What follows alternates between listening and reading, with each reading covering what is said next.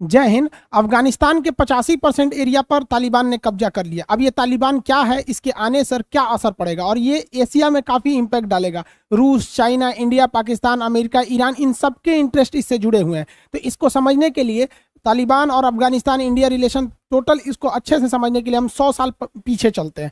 आज से 100 साल पीछे चलते हैं। देखिए 1999 में अंग्रेजों ने अफगानिस्तान को आज़ाद कर दिया। उस समय भारत और अफगानिस्तान की सीमा लगती थी क्योंकि पाकिस्तान अलग नहीं हुआ था। डूरन रेखा से अफगानिस्तान को अलग कर दिया गया। अंग्रेजों को अफगानिस्तान से कुछ खास मिल नहीं रहा था क्योंकि यहाँ पहाड़ और रेगिस्तान थे यहाँ पर। तो 1919 में जैसे ही अफगानिस्तान आज़ाद हुआ, अफगानिस्तान में राजशाही आ गई और वहाँ पे शाह वंश का राजशाही चलने लगी। शाह वंश के अंतिम राजा जो हुए वो मोहम्मद जहीर शाह हो गए। जहीर शाह 1973 में बीमारी का इलाज करने के लिए अफगानिस्तान से इटली गए। जैसे ये इटली गए तो इन्हीं का सेनापति दाऊद खान ने इनका तख्ता पलट कर दिया और खुद को क्या घोषित कर दिया कि यहाँ का प्रधानमंत्री। और इसने कहा कि यहाँ संविधान लागू होगा। तो लोगों को लगा कि नहीं भैया चलो राजा से तो अच्छा संविधान लागू होगा। लेकिन इसने जब 1977 में अपना संविधान लागू किया तो इसने सिंगल पार्टी की स्थापना कर दिया। खुद को कहा कि भैया हम ही प्रधानमंत्री रहेंगे। जहीर खान ने, क्योंकि उस समय ये तो सेनापति था, कहा कि हम ही विदेश मंत्री, प्रधानमंत्री, रक्षा मंत्री, गृह मंत्री, राष्ट्रपति, काउंसिल जनरल सब चीज अपने घोषित कर दिया। तो जनता इसके शासन से ऊब गई, जिस वजह से जनता ने विरोध कर दिया। इस विरोध को कहते हैं सोर रिवॉल्यूशन। एग्जाम में क्वेश्चन कई बार पूछता है सोर रिवॉल्यूशन का संबंध किससे है? अफगानिस्तान से। जैसे पूछता है चुड़ैलों का धावा फ्रांस से, वास्तिल दुर्ग का पतन फ्रांस से, टेनिट कोटो फ्रांस से, बोस्टन चाय पार्टी अमेरिका से। उस टाइप का कभी कभी ये छोटे एग्जाम में ये पूछ देता है। तो 1978 में सोर रिवॉल्यूशन हुआ। वहां के लोगों ने विद्रोह कर दिया कि भैया ये गलत है। और इस विद्रोह का नायक जो था वो नूर मोहम्मद तारिकी था। और इस विद्रोह में नूर मोहम्मद तारिकी को सफलता मिल गई। उसने दाऊद खान को रिप्लेस कर दिया और यहाँ का प्रेसिडेंट बन गया नूर मोहम्मद तारिकी। नूर मोहम्मद तारिकी को फुल सपोर्ट था रूस का। और अफगानिस्तान में रूस यानी उस समय यूएसएसआर था, जिस वजह से नूर मोहम्मद तारिकी पर यूएसएसआर का प्रभाव पड़ा। यूएसएसआर यानी वो उस समय कम्युनिस्ट देश था। कम्युनिस्ट किसी धर्म को नहीं मानते हैं, जिस वजह से इसका प्रभाव अफगानिस्तान में भी देखने लगा। नूर मोहम्मद तारिकी यूएसएसआर के प्रभाव में आकर अफगानिस्तान का मॉडर्नाइजेशन करने लगे। वहाँ school, college, university, technical school, hospital वगैरह को खोलने लगे। और इन्होंने क्या किया, मॉडर्नाइजेशन के ही दौर में महिलाओं की शिक्षा पर ज्यादा ध्यान दिया। मॉडर्नाइजेशन के साथ साथ उन्होंने कहा कि बुर्का पहनना कंपलसरी ना होके वो नॉर्मली रहे, जो लड़कियां जैसा ड्रेस पहनना चाहें वो पहन सकती है। अब वहां पर ज्यादातर जनसंख्या मुसलमान थी, जिस वजह से इसका विरोध होने लगा। इसी बीच में इन्होंने क्या किया, सोशलिस्ट रिफॉर्म को लाते हुए, समाज की भलाई को ध्यान में रखते हुए उन्होंने कहा कि जिसके पास ज्यादा जमीन है उससे कुछ जमीन लेकर गरीबों को या जिनके पास जमीन नहीं है उन्हें दान दे दिया जाए। ऐसे ही जैसे विनोबा भावे ने भूदान आंदोलन में किया था। इसका अफगानिस्तान के मुसलमानों ने विरोध किया क्योंकि अफगानिस्तान में यह मान्यता है कि ऊपर वाला ही है जो जिसको अमीर बनाता है या गरीब बनाता है। यानी मुकेश अंबानी को ऊपर वाले ने अमीर बनाया है और पाकिस्तानियों को भिखारी बना दिया है। ये ऊपर वाले की ही मेहरबानी है। तो इसका विरोध अफगानिस्तान में बहुत भयानक हुआ। अब अमेरिका चाहता था, अमेरिका और रूस में उस समय कोल्ड वार चलता था, दोनों एक दूसरे की वर्चस्व को खत्म करना चाहते थे। तो अमेरिका ने क्या किया, अफगानिस्तान को डिस्टेबलाइज करने के लिए यहाँ के मुसलमानों को कहा कि देखो तुम्हारा मजहब खतरे में है, तुम अपने मजहब के लिए लड़ो। मजहब के लिए लड़ने के लिए इसने मुजाहिदीन तैयार किया। मुजाहिदीन उसे कहते हैं जो मजहब के लिए लड़ाई करता है। तो अमेरिका ने, सोचिए, अमेरिका ने अफगानिस्तान में मुसलमानों को मुजाहिदीन बनने के लिए मजबूर किया और पैसा दिया रूस से लड़ने के लिए। इसी बीच अमेरिका ने क्या किया, नूर मोहम्मद तारिकी के जो विदेश मंत्री थे हफीजुद्दीन अमीन, उसको CIA के एजेंट भेज के अपने में मिला लिया। अब सोचिए, किसी देश का विदेश मंत्री दूसरे देश के इशारे पर काम कर रहा है तो क्या होगा।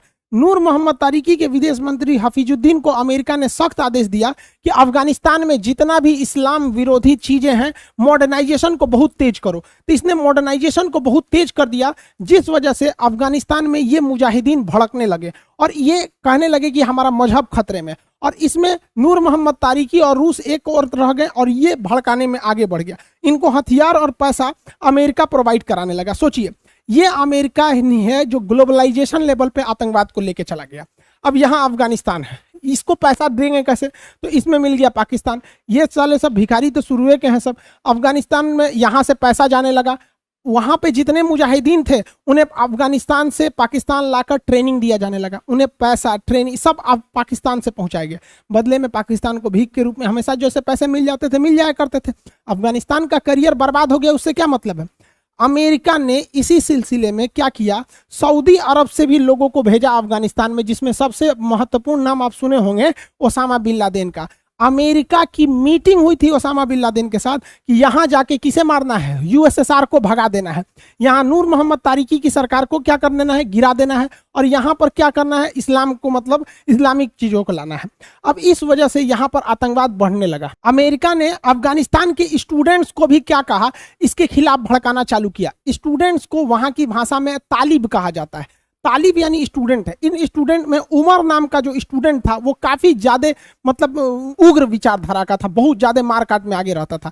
अब ओसामा बिन लादेन का अमेरिका से दुश्मनी कैसा हो गया ये अलग टॉपिक है, लेकिन हुआ क्या था कि जब सद्दाम हुसैन और कुवैत के बीच में युद्ध चल रहा था तो अमेरिका जो है सद्दाम हुसैन पर हमला करने के लिए सऊदी अरब की जमीन से उड़ान भरता था। तो ओसामा बिन लादेन ने कहा कि सऊदी अरब, मक्का मदीना ये पवित्र भूमि है, तुम यहाँ पे क्या कर रहे हो। तो अमेरिका के दबाव में आके सऊदी अरब ने ओसामा बिन लादेन को भगा दिया, जिस वजह से ओसामा बिन लादेन खुद अमेरिका के 9/11 हमला कर दिया 26 यहाँ पर, और उसके बाद अमेरिका को समझ में आ गया। मेन टॉपिक पर हम लोग आते हैं।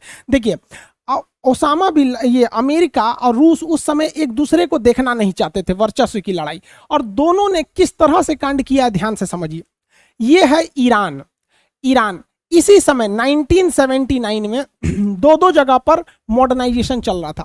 ईरान में अमेरिका का प्रभाव आ गया और यहां पर उसने मुसलमानों को मॉडर्नाइजेशन, पश्चिमी सभ्यता, शराब, बियर बार, अय्यासी सब चालू करा दिया यहां पर, और यहां पर कहा कि भैया ये मॉडर्नाइजेशन के लिए जरूरी है। तो इसको काउंटर करने के लिए इधर से रसिया जो है ये अफगानिस्तान में घुस गया नूर मोहम्मद तारिकी के थ्रू कि तुम यहां मॉडर्नाइजेशन करो। लेकिन अमेरिका को देखिए, जो अमेरिका ईरान में पश्चिमी सभ्यता थोप रहा है, वही अमेरिका अफगानिस्तान के मुसलमानों को कह रहा है कि तुम्हारा धर्म रूस बर्बाद कर रहा है मॉडर्नाइजेशन करके। अब सेम काम रूस कह रहा है ईरान के लोगों से कि तुम्हारा मजहब खतरे में पड़ रहा है।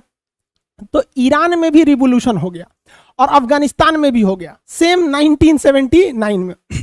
ईरान के लोग कहें अमेरिका भागो, हमारा कल्चर ठीक है, और यहां पर जो थे अफगानिस्तान में, वहां पर उन लोगों ने भगा दिया। अमेरिका ईरान में जब लात खाया तो ईरान वाले को कहने लगा कि आतंकवादी है, लेकिन यही अमेरिका यहां पर अपना पैसा भेजता था। और रूस जो अफगानिस्तान में लात खाया तो अफगानिस्तान में लोगों को आतंकवादी कहने लगा। मतलब अपने फायदा के लिए पूरी दुनिया में आतंक मचा दो। ईरान रिवोल्यूशन सक्सेस हो गया और अमेरिका को यहां से भागना पड़ गया वापस। अब अमेरिका को डर इस बात का था कि ईरान से हम तो हार के आए हैं, यहां अगर रूस का दबदबा हो जाएगा तो यह बात अमेरिका के लिए ठीक नहीं थी। इसलिए अमेरिका चाहता था कि अफगानिस्तान में भी विद्रोह हो जाए। अब रूस हर हाल में इस विद्रोह को दबाना चाहता था। इसलिए नूर मोहम्मद तारिकी जो थे, ये नूर मोहम्मद तारिकी ये जब यहाँ रूस गए स्थिति को समझने के लिए, तो रूस ने इन्हें समझाया कि देखो ये मुसलमान जो है वो भड़क चुके हैं, तो मुसलमानों को शांत रखना अभी फिलहाल जरूरी है, इसलिए तुम मॉडर्नाइजेशन को धीमा रखो। तो ये मॉडर्नाइजेशन को तो धीमा रखते, और इन्होंने कहा कि देखिए हाफिजुद्दीन अमीन हमारा बात नहीं सुनता है, खुद मेरा विदेश मंत्री है। तो रूस ने उनसे कहा कि इसको हटाओ पद से, ये अमेरिका का एजेंट है। लेकिन ये बात जब नूर मोहम्मद तारिकी जब लौट रहे थे अफगानिस्तान, तो उससे पहले ही अमेरिकी की खुफिया एजेंसी इसको हाफिजुद्दीन अमीन को बता दिया कि ऐसा ऐसा कांड होने वाला है, तुम्हें हटाया जाएगा। जैसे इनका फ्लाइट लैंड किया, ये घर गए, उनको विथ फैमिली मार दिया, और वहां पर शासन किसका हो गया, हाफिजुद्दीन अमीन का। अब यहां पर एक तरह से देखिए तो ईरान, तो अमेरिका भले ईरान से चला गया, लेकिन अमेरिका का ही एजेंट अफगानिस्तान में बैठकर शासन करने लगा। तो ये अमेरिका के लिए तो अच्छा था, लेकिन रूस के लिए ये सही नहीं था, क्योंकि रूस की सीमा उस समय यहां तक लगती थी, अफगानिस्तान तक लगती थी, क्योंकि रूस उस समय यूएसएसआर यानी सोवियत संघ था, जो आज 15 देशों में टूट गया। इसलिए मजबूरी में रूस को हमला करना पड़ा। और 25 दिसंबर 1979 को, यानी इस साल के अंतिम समय में, इसने क्या किया, थल सेना लेकर घुस गया कहां पर, सीधे रूस से, ये पहले ये तो पूरा रूस था, ये पूरा रूस था, यहां से सीधे अफगानिस्तान में घुस गया। और अफगानिस्तान में घुस के हाफिजुद्दीन अमीन की सरकार को उड़ा दिया, इनको मार दिया, और यहां पर एक एक करके सेना आगे बढ़ने लगी। रूस को लगा था कि वो अफगानिस्तान को बड़ा इजीली जीत देगा। ये रूस की सबसे बड़ी गलती साबित हुई, क्योंकि अफगानिस्तान प्लेन मैदान नहीं था, पूरी तरह पहाड़ी एरिया था। यहां पर सेना को इतनी तकलीफ झेलने पड़ी जिसका कोई हद नहीं। अब इतनी ऊंचाई से ये लोग आ रहे हैं, यहाँ पे कहीं पे भी आतंकवादी घुसे रहेंगे, और इन आतंकवादियों को हथियार, पैसा, ये सारी चीजें अमेरिका के थ्रू मिल रही थी, और अमेरिका ये सारी चीज़ों को अब पाकिस्तान में डंप करता था। वो आतंकवादी मुजाहिदीन पाकिस्तान आते थे और यहाँ से लेके चले जाते थे, और रूस को लगा कि वो इजीली जीत जाएगा, लेकिन वो हुआ नहीं। यहाँ पर ये जितने आतंकवादी जो थे मुजाहिदीन, इन्हें हथियार सारा अमेरिका ने दिया। मतलब ये आतंकवादी अमेरिका के हथियारों से, अमेरिका के पैसे से, अमेरिका की ट्रेनिंग पर है और हम लोग के लिए सरदर्द बन के बैठे हैं। तो रूस को यहाँ दिक्कत होने लगा, रूस की सेना दिन प दिन मराने लगी, क्योंकि ये आतंकवादी जो थे ये यहीं पर पले बढ़े थे, इनको हर एक चीज का आइडिया था रास्ते का, वो कहाँ छुपे रहते थे मार देते थे और इनके पास लेटेस्ट हथियार था। इस वजह से रूस की थल सेना को यहाँ बढ़त नहीं मिल पाई, बड़ी बड़ी वाहनें जंगलों में और पहाड़ों पर नहीं चढ़ पाती हैं सब। तो इस वजह से रूस को लगा कि हम अपना एयरफोर्स उतार देंगे, जो रूस की सबसे बड़ी गलती साबित हुई, क्योंकि पहाड़ों पर एयरफोर्स जल्दी सक्सेस नहीं हो पाती है। और इसको मारने के लिए अमेरिका ने ईगला मिसाइल दे दिया था। अब ये जो स्टिंगर मिसाइल, ईगला रूस का है, स्टिंगर अमेरिका का। स्टिंगर मिसाइल बड़ा सटीक हमला करता है किसी भी जहाज के ऊपर, बस उसको इंजन की गर्मी को सूंघ के पहुंच जाता है। अब जहाज की इंजन हमेशा गर्म रहता है, यहाँ ससुरा एगो ट्रैक्टर चलता है तो उसका इंजन गर्म हो जाता है और ये इजीली शूट करके गिरा देता है। तो रूस की जितने भी जहाज थे वो मारे जाने लगे। याद कीजिए कारगिल की लड़ाई में हमारा भी मिराज जहाज गिर गया था, MI-17 को भी मार के गिरा दिया था पाकिस्तानी आतंकवादियों ने। इस वजह से वहाँ एयरफोर्स उतना तगड़ा नहीं लड़ पाई थी, क्योंकि पहाड़ों पर लड़ना काफ़ी मुश्किल हो जाता है। यही हाल हो गया USSR के साथ, उसके हेलीकॉप्टर सब कोई सब मार मार गिरा दिया, सब उस पर खेलने लगा, सभी कौन ची है कैसे उड़ता है, मार मार सब ध्वस्त कर दिया। तो उसकी थल सेना और वायुसेना दोनों बहुत बुरी तरह से मतलब प्रभावित हुई और अंततः रूस को लग गया कि यहाँ पर रहना ठीक नहीं है, ये मुजाहिदीन के चक्कर में हमारा बहुत लोग मरा रहे हैं। वहाँ गैरवाचौक का शासन था रूस में, उन्होंने 15 फरवरी 1989 यानी 10 साल तक जो सोवियत युद्ध चला, इसमें 15,000 सोवियत सैनिक के जो सैनिक थे वो मारे गए। मुजाहिदीन इसमें खतरनाक इसलिए लड़ रहे थे, उनके पास कुछ है नहीं खोने के लिए, ना घर है, ना इंडस्ट्रीज है, ना फैक्ट्री है, ना GDP है, ना विदेश नीति है, ना कुछ है, मारो ससुरों का वहाँ पे। और अमेरिका ने उन्हें गाइडेड मिसाइल दे दिया। सोवियत अफगान वार जो था वो 1979 से 89 तक यानी 10 साल चला। इसमें आर्मी और एयरफोर्स रूस ने उतारा था, जो उसको बहुत बुरा घाटा पड़ गया। हथियार और पैसे की सप्लाई अमेरिका ने किया था यहाँ से, और ये इस पर ट्रेनिंग, लॉजिस्टिक सपोर्ट, शेल्टर, आतंकवादियों को छुपने का जगह, आतंकवादियों को अपने रिश्तेदार की तरह घर में रखना, ये सारा काम किसने किया था? पाकिस्तान ने किया था। ये रूस उसी तरह ये अफगानिस्तान में हार के गया जिस तरह से अमेरिका वियतनाम में हार के गया था। तो अमेरिका की जिंदगी की सबसे बड़ी हार वियतनाम वार थी, और इस बार भी अफगानिस्तान में भी उसको कुछ खास मिला नहीं, और रूस के लिए ये भी बहुत घातक हो गया। हालांकि अफगानिस्तान को कोई शुरू से नहीं जीत पाया। सिकंदर भी यहाँ 3 साल तक सेना लगा के रखा हुआ था। उसकी माँ ने पूछा था कि तुम जीत क्यों नहीं पाते हो एक छोटे से देश को? तो सिकंदर, ऐसा कहा जाता है कि अफगानिस्तान की मिट्टी को अपनी माँ के मतलब भेंट में दिया था। तो जैसे अफगानिस्तान की मिट्टी पहुंची सिकंदर के गांव, उसके गांव में झगड़ा होने लगा। तो ऐसा कहा जाता है कि अफगानिस्तान में कभी झगड़े खत्म नहीं होगा, वहाँ खाली मारे काट वाले हैं, क्योंकि उनकी मेंटेलिटी बहुत आगे तक नहीं है। वो गोली चलाओ, उन लोग के लिए GDP वगैरह मायने नहीं रखती है। तो रूस यहाँ से चला गया, लेकिन यही गड़बड़ी हो गई। रूस तो चला गया यहाँ पर। रूस के जाने के बाद ये यहाँ पर जो धार्मिक लड़ाई चल रही थी, जो मुजाहिदीन चल रहे थे, अब इन्होंने आपस में लड़ने लगे। इन्होंने अपना गुट बना लिया, 50 ठो, भैया ये 10 मोहल्ला मेरा, ये 2 जिला मेरा, ये यहाँ। अब इसमें क्या हुआ कि अफगानिस्तान में सिविल वार छूट गया, गृह युद्ध हो गया। रूस तो चला गया, अब यहाँ पर किसी का सामान लूट लो, कुछ मर्डर कर दो, डकैती कर दो, ये सारे चलने लगा। तो अफगानिस्तान के आम पब्लिक जो थे इससे उब गए। वो चाहते थे कि एक ऐसा लीडर मिले अफगानिस्तान के लोगों को जो अफगानिस्तान को लीड कर सके। तो इसके लिए उन्होंने देखा कि सोवियत संघ यानी रूस से लड़ाई में सबसे तगड़ा कौन भाग लिया था। तो उन्होंने देखा कि स्टूडेंट ने सबसे तगड़ा लड़ाई लड़ा था। तो अफगानिस्तान में स्टूडेंट्स को तालिब कहा जाता था। तो इस तालिब में सबसे खतरनाक जो स्टूडेंट तगड़ा था, एकदम यूनियन लीडर था, उसका नाम था उमर। तो इन लोगों ने उमर को पकड़ा। तो उमर जो था वो स्टूडेंट था, और स्टूडेंट के ही एज में यह हथियार उठा लिया और बहुत बहादुरी से लड़ा था, रूस को भगा दिया था। हालांकि उमर का लड़ाई में दाहिनी आंख जो थी वो रूस के बम से क्या हो गई, विस्फोट से इसकी दाहिनी आंख उड़ गई थी। जब रूस चला गया तो ये जो उमर था ये मस्जिद में नमाज पढ़ाने लगा। तो मस्जिद में जब ये नमाज पढ़ाने लगा तो उमर की एक आंख तो फूट चुकी थी लड़ाई में। अब मस्जिद में नमाज पढ़ाने लगा तो नमाज पढ़ाने वाले को मुसलमानों को मौलवी या मुल्ला कहा जाता था। तो उमर जो था वो मुल्ला बन चुका था, इसलिए इसका नाम पड़ गया मुल्ला उमर। और यही मुल्ला उमर जिसकी दाहिनी आंख फूट गई थी, इसी को कहा गया कि आप तालिब का लीडर बनिए। तो इसने एक संगठन बनाया जो स्टूडेंट्स का संगठन था, जिसका कहा गया तालिबान। और इस तरह से गृह युद्ध को खत्म करने के लिए स्टार्टिंग हुआ तालिबान का। और इस तालिबान को पहले से अमेरिका ने हथियार, ट्रेनिंग सब कुछ दे रखा था। इस तालिबान की फौज ने वहां अफगानिस्तान में जितने छोटे छोटे कबीले ग्रुप बने थे सबको साफ कर दिया और अफगानिस्तान पर छत्र राज कर लिया पूरी तरह से तालिबान ने, जो आज है। अब तालिबान देखिएगा तो ज्यादातर नीचे वाले एरिया में ही काबिज है, क्योंकि इनको पाकिस्तान से ही पैसे सप्लाई अमेरिका पहुंचा रहा था।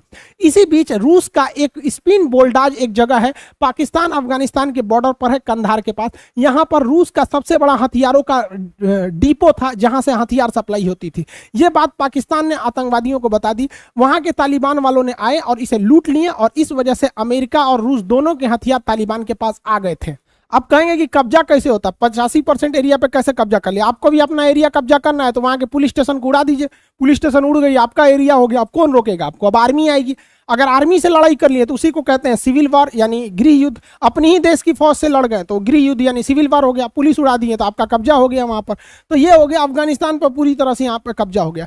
लेकिन अफगानिस्तान पर कब्जा करने के लिए जितने आतंकवादियों बुलाया था वो अमेरिका ने बुलाया था। इसी में एक नाम था ओसामा बिन लादेन का। लेकिन ओसामा बिन लादेन अमेरिका से दुश्मनी ले लिया था, क्योंकि तुम सऊदी अरब से उड़ान भर के उसमें इराक पर हमला क्यों कर रहे हो? इस वजह से ओसामा बिन लादेन जो था वो 9/11 का हमला करके उड़ा दिया यहाँ पर 11 सितंबर 2001 को यहाँ पर, और भाग के छुप गया अफगानिस्तान में। अमेरिका ने अफगानिस्तान में कहा कि यहाँ हमको क्या चाहिए, ओसामा बिन लादेन चाहिए। तो उस समय अफगानिस्तान में भले अमेरिका के दबाव में अमेरिका के हथियारों से रूस को भगा दिया गया था, लेकिन वहां अमेरिका के ही आतंकवादी थे, जिसमें सबसे तगड़ा स्टूडेंट का ग्रुप था तालिबान, और तालिबान का लीडर था उस समय मुल्ला उमर, जो अफगानिस्तान की लड़ाई में ही जख्मी हुआ था। मुल्ला उमर ने कह दिया हमारे यहाँ ओसामा बिन लादेन नहीं है, भगो यहाँ से। तो अमेरिका ने कहा हमको युद्ध कर देंगे, कहा गया ससुरा आओ युद्ध कर देंगे। अब ये ना भगाए हैं रूस को, तो रो देख लेंगे, आओ 10 साल में कूच दिए, आओ तुम भी। और यहीं अमेरिका कूद गया इस युद्ध में। हालांकि अंततः ओसामा बिन लादेन कहाँ पकड़ा गया? पाकिस्तान में। और पाकिस्तान के ऊपर आरोप भी नहीं लग पाया, क्योंकि पाकिस्तान ने कह दिया कि ओसामा बिन लादेन को बनाया कौन था, तालिबान को बनाया कौन था? अमेरिका ने बनाया था। अब भाई आतंकवादी के आगे अमेरिका, भाई आतंकवादी पर जब डिस्कस होगा तो पाकिस्तान से कोई नहीं जीत पाएगा, क्योंकि वो आतंकवादियों की फैक्ट्री है, सबकी हिस्ट्री पता है कौन कहाँ से आया है। ओसामा बिन लादेन को शरण देने के कारण तालिबान जो था, जो खुद अमेरिका ने उसे पैदा किया था, अब अमेरिका अफगानिस्तान में युद्ध लेके कूद गया। ठीक वैसे ही गलती किया जैसे रूस ने किया था, गुस्सा में वहां पे पूरा थल सेना उतार दिया, यहाँ पे भी दिक्कत हो गया, इसको भी धो दिया सब, अमेरिका को भी। अब अमेरिका 20 साल तक लड़ा था, क्योंकि 2001 में उसके ऊपर हमला हुआ था। जो बाइडेन ने कहा कि 20 साल बाद हम इसमें अपनी सेना वापस बुला रहे हैं। अफगानिस्तान से लड़ना बहुत मुश्किल है, क्योंकि यहाँ पर सबसे पहाड़ है और इनके जीवन का कोई मकसद नहीं, क्योंकि इनको केवल और केवल लड़ाई करना है। ये अब यहाँ पे सैनिक वापस जा रहे हैं। लेकिन ये बुढ़ऊ इतना होशियार है, बुश के समय पे यह हमला शुरू हुआ था और इसने वापस कर लिया अपनी सेना को। यह बुढ़ऊ को लगता है कि कोई ना कोई सवाल पूछेगा कि 20 सालों में आपको मिला क्या, तो इसको लगा कि हमको बेइज्जती हो जाएगा। तो इसने बहुत खतरनाक चाल चला। इसने क्या किया कि अपने जितने हथियार थे, जितने मीडियम साइज के गाड़ियां वगैरह थी, उनको कहा कि देखिए ये इसमें थोड़ा थोड़ा डेंटिंग पेंटिंग पचक ढचक गया, ये हमारे काम लायक नहीं, हम इसे छोड़ के जा रहे हैं। और बिना बताए भाग गया। इन हथियारों पर, इन गाड़ियों पर, इन बख्तरबंद वाहनों पर अब कब्जा हो गया तालिबान का। ये जानबूझकर छोड़ा है कि अब तालिबान और हथियार हो जाएगा और खतरनाक हथियारों से लोगों को मारेगा, तो लोग अपने से कहेंगे कि अमेरिका ठीक था। मतलब समझ रहे हैं, जब तक था तब तक कुछ भी किया। सेम काम यही किया था रूस, जब अफगानिस्तान को खाली किया था तो स्पिन बोल्डाज में अपना हथियारों का जखीरा छोड़ दिया, ताकि आने वाले जो आएगा वो युद्ध झेलेगा। इसने भी छोड़ के चला गया और इसने कहा दुनिया को कि हमने अफगानिस्तान की सेना को ट्रेनिंग दिया है, वहां एयरफोर्स बनाया। देखिए अफगानिस्तान की एयरफोर्स की पावर, ये देखिए एम्बार्डियर जहाज दिया। इस ससुराई कौन काम का जहाज है यहाँ पे? ये सेस्ना जहाज, हमारे यहाँ नेता सब इसको प्राइवेट मीटिंग में लेके जाता है सब यहाँ पे। ये एयरफोर्स है अफगानिस्तान का। और पाकिस्तान को इसने क्या दिया? F-16 खतरनाक जहाज। मतलब जो आतंकवादी सप्लाई कर रहा है उसको खतरनाक, जो आतंकवादियों से लड़ रहा है उसको ऐसा टुच्ची जहाज दिया। अमेरिका तो यहाँ से निकल गया। अब अलग अलग देशों का अपना इसके साथ अलग अलग इंटरेस्ट है। रूस जो है इसको एक बार झेल चुका है, रूस एक्सेप्ट कर चुका है तालिबान को। और पूरी दुनिया को यह बात एक्सेप्ट करना पड़ेगा कि जब तक अफगानिस्तान रहेगी तालिबान का कोई सब्सटीट्यूट नहीं है। रूस ने भारत को भी कह दिया है कि हम अफगानिस्तान के मैटर पे आपका कोई साथ नहीं देंगे। तो रूस तो भैया अपना साइड हो गया है, बस इसको ने तालिबान को कह दिया कि भैया तू हमारे एरिया में नहीं आना। अब बात करते हैं अगले देश की, चाइना की। तो देखिए चाइना का कोई अस्तित्व, मतलब कोई इसके अंदर मोरल सेंस नहीं है, इज्जत वगैरह कुछ नहीं होता है। यह आतंकवादियों का भी सपोर्ट कर देता है, ये यूएनओ में जाके मौलाना मसूद अजहर को बचा ले आता है। तो ये आतंकवादी के साथ भी खड़े हो सकते हैं, किसी के साथ खड़े हो सकते हैं। इनका कोई मतलब विदेश नीति फिक्स नहीं होता है। इनको मतलब क्या है कि अफगानिस्तान में बहुत सारे मिनरल्स हैं, तो इसका कब्जा सोचता है वहां लिथियम वगैरह वगैरह वगैरह चीज़ों पे, आयरन और पर कब्जा हो जाए इसका अच्छा से। दूसरा, ये एक सड़क सीपीसी बनाया ही है, एक यहाँ के थ्रू भी एक बीआरआई प्रोजेक्ट में इसे शामिल कर लेगा। लेकिन चीन की भी एक मजबूरी है कि चीन की जो सीमा यहाँ अफगानिस्तान से लगती है वो सिंजियांग प्रांत है, और यहाँ के वीगर मुसलमानों पर चीन जुल्म करता है। इस वजह से यहाँ से यहाँ पर मुसलमानों में टसल हो सकती है। यहाँ भारत इस चीज़ को बढ़ा दे सकता है कि इस एरिया में अफगानिस्तान में ये असंतोष भर दे कि यहाँ पर जुल्म हो रहा है, जिस वजह से अफगानिस्तान और ये चीन के रिश्ते खराब हो सकते हैं। पाकिस्तान का यहाँ अपना इंटरेस्ट है, क्योंकि यहाँ जितने समय अफगानिस्तान जितना अशांत रहेगा, पाकिस्तान को वहाँ आतंकवादियों के लिए और ईजी हो जाएगी। यहाँ जितने ज़्यादा आतंकवाद रहेंगे, ये इन आतंकवादियों को चढ़ा के ये कश्मीर के एंट्री कराते रहेगा, क्योंकि यहाँ पे चुनाव का सबसे बड़ा मुद्दा रहता है कश्मीर, क्योंकि इन बकचोदों को समझ में आता नहीं है कि इनका बांग्लादेश चला गया यहाँ पर, लेकिन इनको कश्मीर चाहिए यहाँ पर, क्या कीजिएगा यहाँ पर। और ये इसके लिए थोड़ा सा हो भी जाता है। रीजन समझिए कि अफगानिस्तान ये ऐसा करते क्यों है। देखिए, ये है स्पिन बोल्डाज, ये पाकिस्तान अफगानिस्तान के बॉर्डर पे, यहाँ पर तालिबान के आतंकवादियों ने कब्जा कर लिया, यहाँ के चेक पोस्ट पर कब्जा कर लिया। यहाँ से इतना बड़ा ये व्यापार का केंद्र है, यहाँ से बहुत सारी ट्रकें जाती हैं, अफगानिस्तान की लाइफ लाइन कही जाती है इस चेक पोस्ट। और अफगानिस्तान की एयरफोर्स इन तालिबानी आतंकवादियों को मारने आई ना, तो पाकिस्तान कहता है, इसका एयरफोर्स ऑफिशियली, कि अगर तुम उन आतंकवादियों को मारोगे तो हमारी एयरफोर्स तुम्हें मार देगी। अब जेन्युइन अफगानिस्तान की तुलना में पाकिस्तान की एयरफोर्स अच्छी है, तो सोचिए कितना ये साले गिरे हुए हैं कि ऑफिशियली आतंकवादियों को बचाने के लिए यहाँ आते हैं। अब अफगानिस्तान से एक और पाकिस्तान को फायदा ये हो जाता है कि अफगानिस्तान गोल्डन क्रिसेंट में आता है, यानी यहाँ अफीम की खेती ज़्यादा होती है। कहाँ कहाँ? पाकिस्तान, अफगानिस्तान और ईरान, जिसमें सबसे ज़्यादा अफगानिस्तान में हो जाती है अफीम की खेती। अब ये अफीम की जो होती है ये मादक पदार्थ होता है। ये अफीम जो है अफगानिस्तान से पाकिस्तान पहुँचा दिया जाता है स्पिन बोल्डाज वाले बॉर्डर के थ्रू। अब जब ये अफगानिस्तान से पाकिस्तान आता है तो पाकिस्तान इसे पंजाब में पहुँचा देता है। उड़ता पंजाब मूवी वगैरह देखें, नशा वगैरह पे काफ़ी है। यहाँ पे पंजाब में अभी नशाखोरी बहुत भर गया है। ये अफीम आ कहाँ से रहा है? अफगानिस्तान, पाकिस्तान, उसके बाद इंडिया आ रहा है। तो ये इंडिया को चौपट करना चाहते हैं। दूसरा है कि इन लोग को गजवाए हिंद भी तो करना है। हम लोग को पकड़ पकड़ के पाकिस्तान वाले पीटेंगे, हम लोग ऐसे कहेंगे मत पीटिए यहाँ पर, ये लोग हम लोग को गजवाए हिंद करेंगे। ये देखिए पाकिस्तान का मेजर है, देखिए यहाँ पे स्टार देख रहे हैं, और ये मेजर छोटा मोटा मेजर नहीं है, पैरा कमांडो है। देखिए यहाँ पैरासूट का, आपको इंडिया से मिला देते। देखिए ये भी पैरा कमांडो है, ये भी पैरा कमांडो है, ये भी मेजर रैंक पे है, ये भी मेजर रैंक पर है। ये ससुरे ये इस पर हमला करके गजवाए हिंद करेगा। सोच सकते हैं, इतने साले पागल होते हैं सब। ये सब इनको अपनी औकात नहीं दिखती है। जिस बोतल में ये पानी पी रहा है बिहार में, उस बोतल पे सुबह सुबह लोग लेके ट्रेन के पटरी के किनारे लेटिन करने जाते हैं, उस पर ससुरा पानी पी रहा है, और ये कह रहा है कि हम इन लोग पर गजवाए हिंद करेंगे। अरे भाई साहब, हमारे देश के सेना को मतलब तुमको क्या बोले यार। देखिए इंडिया के एस्पेक्ट्स में देखेंगे तो भारत ने यहाँ बहुत ज़्यादा पैसा इन्वेस्ट किया है, लगभग $4 बिलियन से ज़्यादा पैसा इन्वेस्ट किया है। हम अफगानिस्तान को बनाना चाहते हैं, और पाकिस्तान अफगानिस्तान को कहता है कि हम तुम्हें बर्बाद कर देंगे, लेकिन तुम कुछ मत कहो, क्योंकि हम मुसलमान हैं, हमें अधिकार है किसी भी मुसलमान को बर्बाद कर सकते हैं। पूरी दुनिया में मुसलमानों को जो गाली सुनाता है, अकेले उसमें 90% योगदान पाकिस्तान का है। जबकि भारत देखिए, ये अफगानिस्तान की $4 बिलियन मदद किया। वहाँ सहतूत डैम और सलमा डैम है, ये प्लांट लोग 42 मेगावाट से ज़्यादा की बिजली उत्पन्न करते हैं। ये अफगानिस्तान का सबसे बड़ा बिजली का प्लांट है यहाँ पर। इससे अफगानिस्तान के लोगों की जिंदगी सुधरेगी, लेकिन ये पाकिस्तान को नहीं देखा जाएगा। और इसके अलावा भारत ने वहाँ के संसद भवन का भी निर्माण कराया ताकि लोकतांत्रिक सरकार वहाँ पे रह सके। भारत वहाँ की एयरफोर्स को मजबूत करने के लिए वहाँ रूस से खरीद के इसे हेलीकॉप्टर गिफ्ट में दिया है, जिसमें बड़े साइज के transport helicopter Mi-24 attack helicopter भी शामिल है। भारतीय सेना के जो अफसर होते हैं उनमें ट्रेनिंग जो देहरादून में इंडियन मिलिट्री एकेडमी IMA में दिया जाता है, यहाँ फिलिस्तीन अफगानिस्तान के लड़कों को भी दिया जाता है ट्रेनिंग। यहाँ अफगानिस्तान के आर्मी के ऑफिसर्स को भी ट्रेनिंग दिया जाता है, जहाँ हमारे खुद के आर्मी अफसरों को ट्रेनिंग दी जाती है।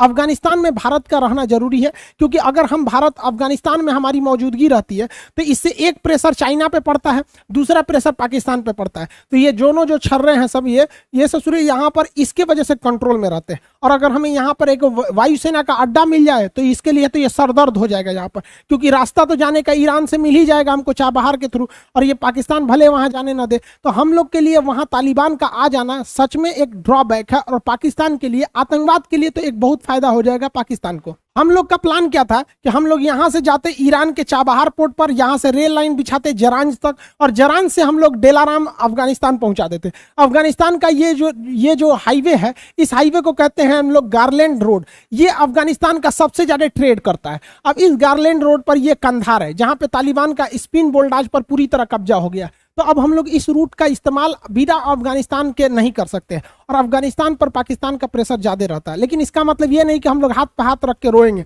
ऐसा थोड़ी होता है भाई, हमको इसका सब्स्टिट्यूट ढूंढना पड़ेगा कि नहीं। तो देखिए, जब हम ईरान के चाबहार तक पहुंच ही गए हैं तो क्या जरूरत है ससुरा हमको यहाँ बार बार अफगानिस्तान में घुसने का। हम यहाँ से तुर्कमेनिस्तान के थ्रू बाईपास करके सेंट्रल एशिया में जा सकते हैं, और यहीं से हम कैस्पियन सागर पार करते हुए रूस में यहाँ से भी घुस सकते हैं। तो हमारे लिए क्या जरूरत है ससुरा अफगानिस्तान में मरने बिना यहाँ पर कुछ खास।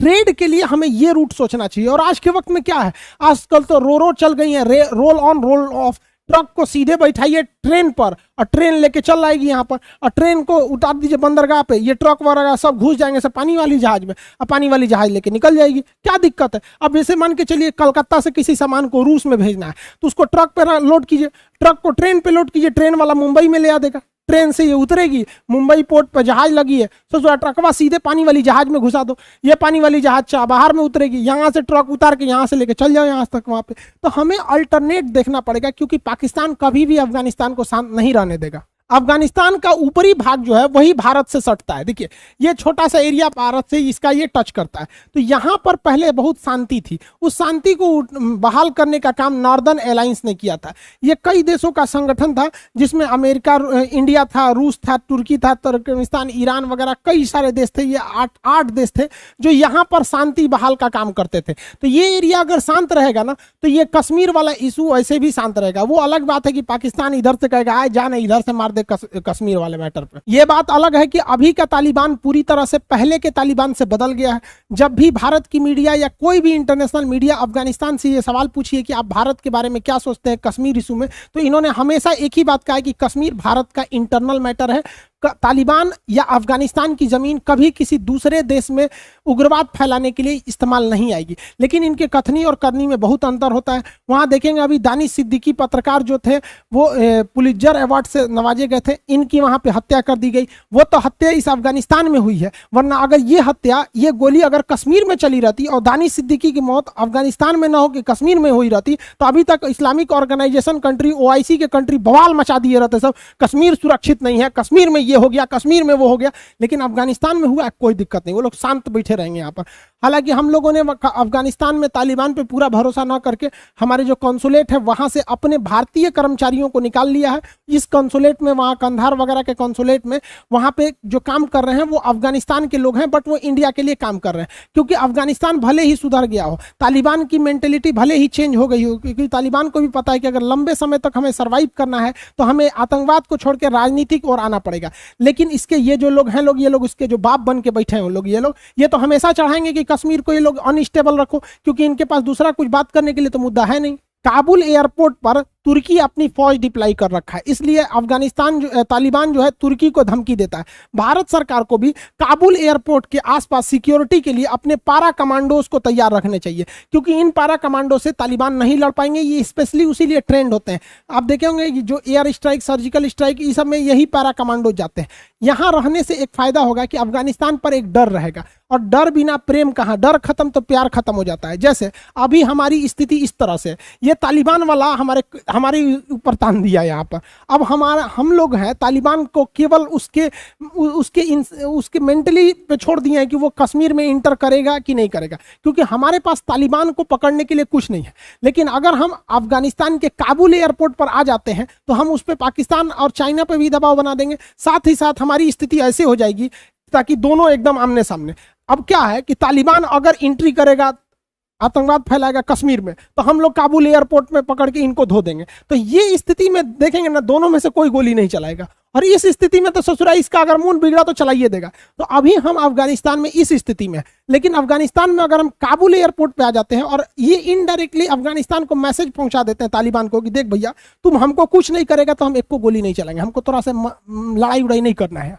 तो इससे एक हम लोग फ्रंट फुट पर आ जाएंगे। कुछ लोगों का कहना है कि अफगानिस्तान में सेना भेज देना या एयरफोर्स भेज देना, अफगानिस्तान में भेजने से तालिबान से दुश्मनी हो जाएगी। भैया वो पहले भी हमसे दुश्मनी करते थे। 1999 में जब अटल बिहारी वाजपेयी की सरकार थी तो हमारी कौन सी वहां पर एयरफोर्स अफगानिस्तान में थी? उन लोगों ने नेपाल से हमारे IC-814 विमान को हाईजैक कर लिया, अमृतसर उड़ाया, फिर लाहौर ले गए, दुबई लेने के बाद फिर कंधार लेके चले गए सब अफगानिस्तान में, और हमारे हमसे लोगों से 3 खूंखार आतंकवादियों को छुड़वा लिया। मुश्ताक अहमद जो आगे जाके कश्मीर में CRPF पर हमला कराया था, मौलाना मसूद अजहर इसने संसद भवन पर हमला कराया था, उमर शेख इसने 9/11 हमला अमेरिका में उसमें फंडिंग की थी, तो इन लोगों को छोड़ाया गया। और भारत सरकार को भी पता नहीं क्या हो गया, हमको ये समझ में नहीं आता। जब इन आतंकवादियों को छोड़ता ही रहता है तो इन्होंने ऐसे इज्जत से काहे छोड़ देते हो? जब आप नेगोशिएशन कर रहे हैं तो इनको खाना में आप मिला दीजिए कोई बेहोशी की दवा, आराम से बेहोश हो जाए, लो पता ना चले।